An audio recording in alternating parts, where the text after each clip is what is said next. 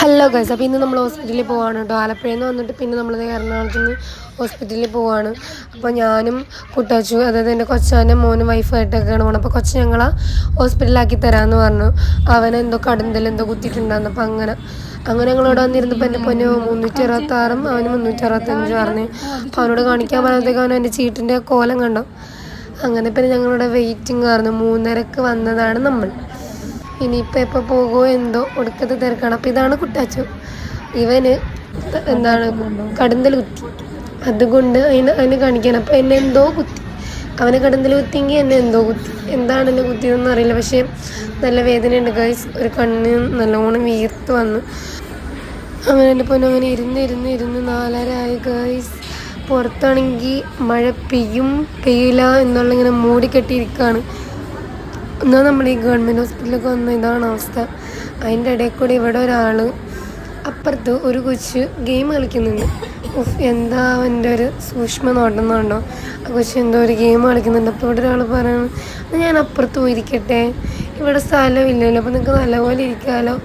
എന്താ ഇവൻ്റെ ഒരു ശുഷ്കാന്തി, അത്ര അടുത്തിരുന്ന് കാണാമല്ലോ. എൻ്റെ പൊന്നോ, ഇങ്ങനെയൊക്കെ ഒരു ഗെയിം അഡിക്റ്റ് വേറെ ഉണ്ടോ എന്താല്ലേ.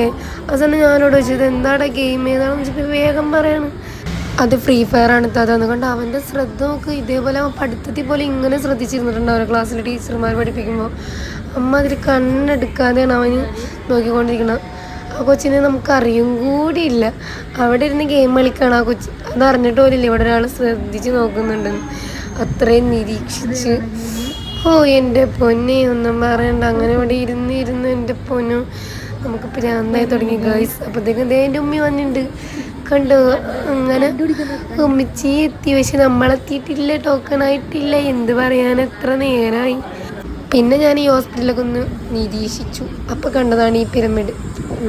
ആർക്കെങ്കിലും ഉപകാരപ്പെട്ടെ. അങ്ങനെ പിന്നെ ഫൈനലി നോക്കുമ്പോൾ 5:30 ആയി ഗൈസ്. എന്ത് ചെയ്യും, എന്ത് ചെയ്യാൻ, ഇവിടെ ഇരിക്കണം, മരുന്ന് വാങ്ങണം, നമുക്ക് വേറെ വഴിയില്ല. അങ്ങനെ പിന്നെ ഫൈനലി നമ്മുടെ ടൈം എത്തി ഗൈസ്. ഇനി നെക്സ്റ്റ് കുട്ടാച്ചു, അത് കഴിഞ്ഞാൽ ഞാൻ. അങ്ങനെ പിന്നെ അവരായി. അത് കഴിഞ്ഞപ്പോൾ ഇയാളത് ഇടക്കിട്ട് പറഞ്ഞു നോക്കുകയാണ്. അങ്ങനെ പിന്നെ നമ്മൾ നേരെ ഡോക്ടറെ കാണിച്ചിട്ട് ഇനി മരുന്ന് വാങ്ങാൻ പോവാണ്. അങ്ങനെ മരുന്ന് കിട്ടി ഗൈസ്, ആൻറ്റിബയോട്ടിക്സും കാര്യങ്ങളൊക്കെ തന്നു. പിന്നെ നമ്മൾ നേരെ വീട്ടിൽ പോവാണ്. ഭാഗ്യത്തിന് മഴയൊന്നും പെയ്തിട്ടില്ല, അന്തരീക്ഷം കുഴപ്പമില്ല. അങ്ങനെ ഞങ്ങൾ പോവാണ്. അപ്പോൾ ഇന്നത്തെ വീഡിയോ ഇത്രയൊക്കെ ഉള്ളൂ. നമ്മുടെ വീഡിയോ ആദ്യമായിട്ടാണ് കാണുന്നതെങ്കിൽ ഒന്ന് ലൈക്ക് ചെയ്യുക, സബ്സ്ക്രൈബ് ചെയ്യുക, സപ്പോർട്ട് ചെയ്യുക.